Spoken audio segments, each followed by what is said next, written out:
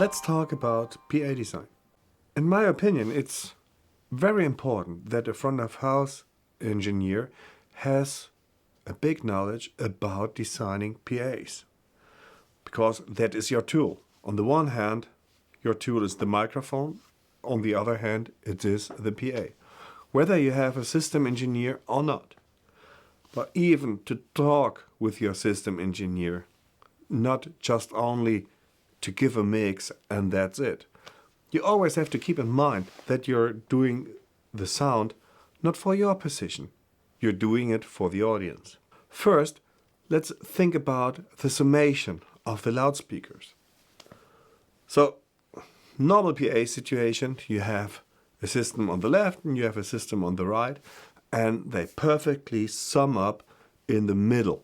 So, especially the low frequencies sum up on a wide area in the middle. That gives you an issue not to sit in the middle. Why not to sit in the middle? In the middle you have the best mix. No, in the middle of the audience, in the perfect summation area of the audience, only a handful of people are sitting there compared to the amount of people sitting on the left and right side. So that's why I make the decision to move just 1-2 meters outside the middle and place my front of house there, because I get a much more precise average about that what the people or the most of the people are listening to. If I would sit in the middle and I enjoy the heavy sub-lows I have there, I can be sure that the people left and right from me will have less sub-lows. You're doing the job for the people.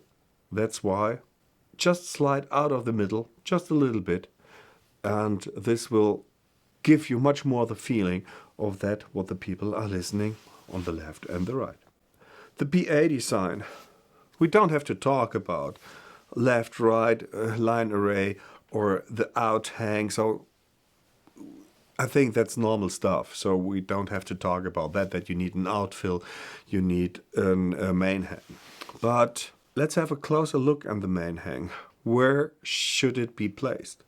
A couple of years ago, I got a job offer and they came along with, are you brave enough to place a PA system 3 meters upstage? So more or less behind the first players of the orchestra. And what do you think about that?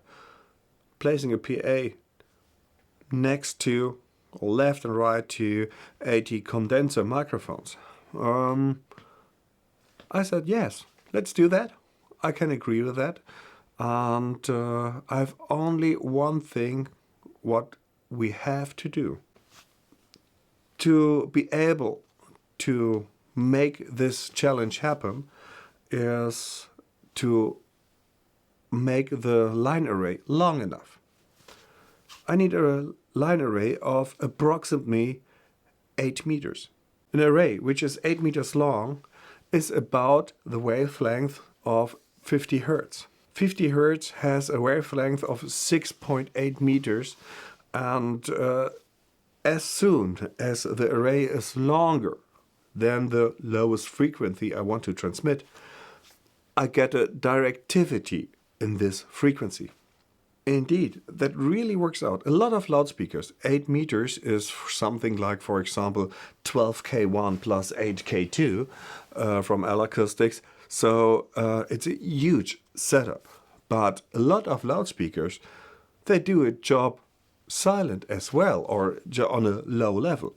Even when you drive a PA system not on the edge of what is capable to do, you have much less distortions and you have a much better directivity in all frequencies. So let's have a look at the other side. What is if I have a line array which is pretty short? Of course, there are some shows not as big, and it's not possible to suspend so many loudspeakers. But let's say if I have a single loudspeaker or just a small line array, the low frequencies and the low mid frequencies will depart from the line array with an omnidirectional direction. So no directivity at all. And of course, this bounces back to the stage, and that will make you trouble with bleeding sound of the PA or with feedbacks at the last stage when you need the loudness and the level from the PA. Make a line array as long as possible. Has the advantage of giving all frequencies directivity. But that's not everything. As well, it's about the height of a line array. So there are shows, for example, television shows, where your line array has to go straight up. So in a normal arena, when you have maybe the bottom loudspeakers at a height of 10 meters or 12 meters, even a long line array. So what is the result? In most of the arenas, you have an LED wall going all the way through the whole arena. You face, from the view of the loudspeakers from the array, the LED wall with a downwards angle. And this downwards angle reflects the sound back to the stage, so you get a huge slapback. Another disadvantage is you're sitting more or less in the front, and so you see the optical wise the stage there, but you listen to it somewhere from up there. That means the acoustical world does not fit the optical world. So, and if you lower the line array, let's say most of the times I'm at a lowest edge of 7 meters in arenas, you bring these worlds much more together. As well, when you are very high, the angles in your line array, they have to be pretty high, so that in your line array makes a very strong curve at the end. What happens? In the high frequencies, you can calculate the line array loudspeaker by loudspeaker, but not in the low frequencies. In the low frequencies, the line array is like one single loudspeaker. And as soon as you have a very strong curve in the line array, your low end will get an angle downwards. So with an angle downwards for the low frequencies, you have at the end of the floor, you will have a very strong impact of low frequencies. But when you're sitting on the second balcony, you will hardly have any low or mid-low frequencies. And as well, in the first row, hardly anything. So you mess up the equality of the whole array. It's much easier if you lower the array and then you spread the array upwards and downwards, and you give the low frequencies a directivity more or less in 0 degrees. Then you cover the whole venue with that. What I don't like as well, when you angle the line arrays that way, that the main speakers already hit the very first row of people. Why? Therefore, you have near fills, out fills, or something on the floor or on the edge of the stage. With speakers from the line array hitting the first row, you immediately have the effect that you separate the acoustical world from the optical world. And that's just simply, that's not nice. And there's no need to make these use huge angles with the side effect of giving a huge distortion to the low frequencies. So let the line array have the first impact, maybe 8, 9, 10th row, and let the first few rows be done by speakers on this edge of the stage. It's a much better solution. It's so easy to get the acoustical view together with the optical view. And the more you are far away from the stage, it equals out, and then the line array can overtake the role of the speakers at the edge.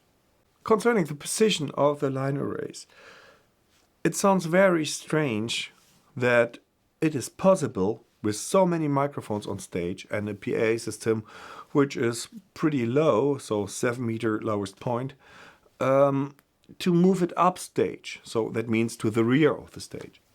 But it is logical. So if you look at the low frequencies, how they behave in line arrays. So when I have an 8 meters array, so I have a directivity on 50 hertz, but how are my 50 hertz going? They're going, of course, into there's the front of the stage.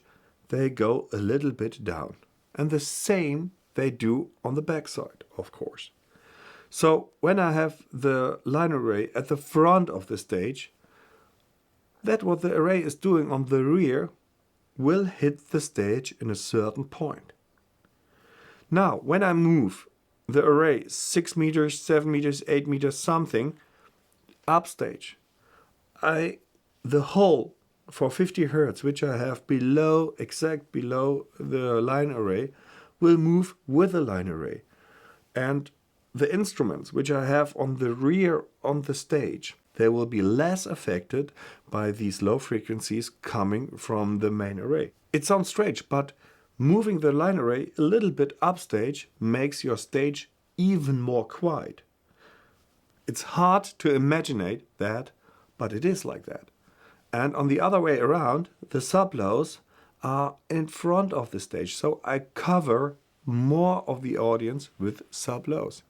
So sometimes it's a better decision to have a long array and just move it upstage.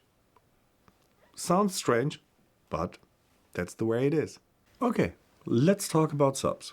With subs, of course, if you want to have a powerful sub, place it on the ground, use the ground effect, having an end-fired array or a bass line.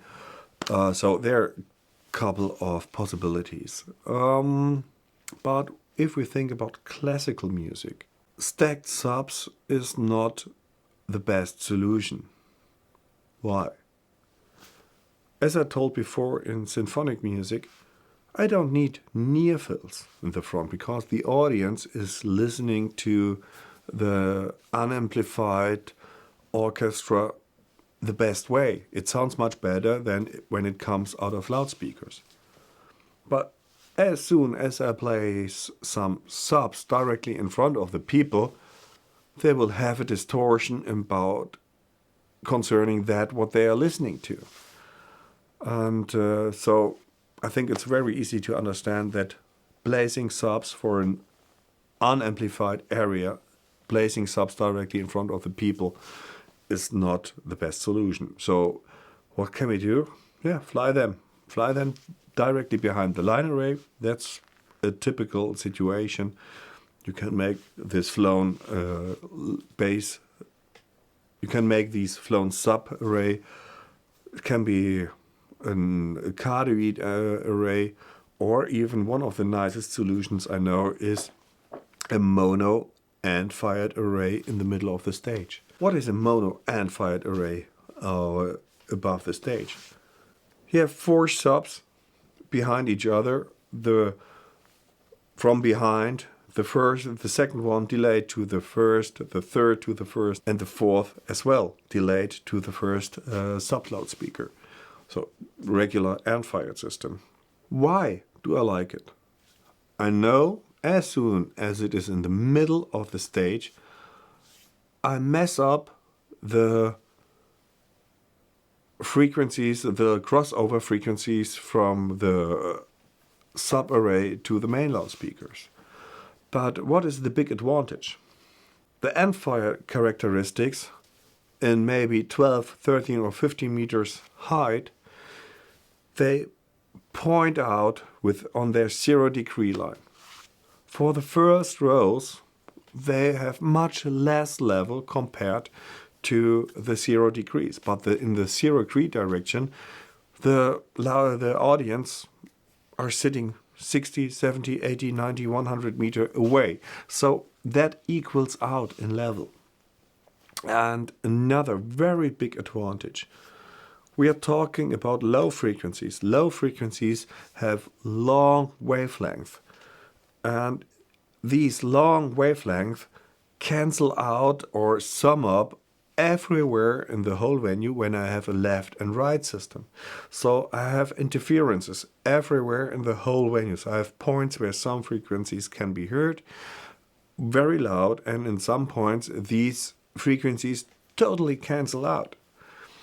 As soon as I have only a single sub-array, a mono sub-array, there is not another array they can interfere with. So much less interferences in the venue.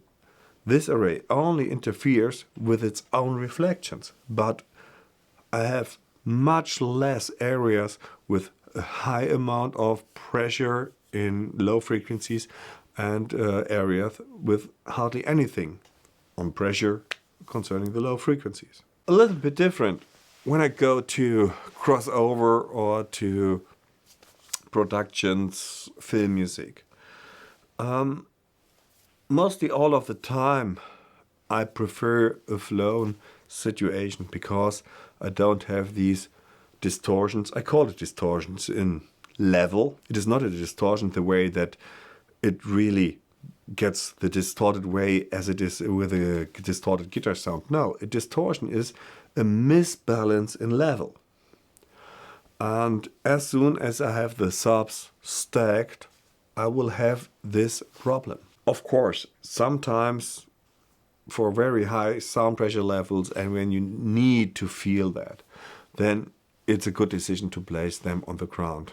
But you have these distortions. Sometimes there's a need of placing the sub speakers on the ground. And more or less there are 4 kinds of placing the subs. It is just a single stack, no processing. You can do an end-fired system, you can do a cardioid system, or you can do a bass line. So what are the preferred things? I think everybody can have his own tastes there. But for me, I have to say I really like the end-fired system. And why do I like it? With the end-fired system, you have equal level on all frequencies towards the audience. On the backside of the end-fired system, there sum up somehow, some cancellations, some summations, whatever. On a cardioid system, it's totally vice versa. I have a perfect cancellation on the backside, but they sum up somehow in the front. For example, if you make a cardioid system at a distance of 1 meter from speaker to speaker, so you have a time delay of 2.9 milliseconds, so you delay the rear speaker 2.9 milliseconds and you reverse the polarity. You have on the front of the speaker system, you have 60 dB less at 40 Hertz than at 80 Hertz. More or less, I don't want to accept that loss, which you just can repair by putting some filter on it. So you just give away a lot of energy. And for the ear, it's not 6 dB. For the ear, it's more than 6 dB.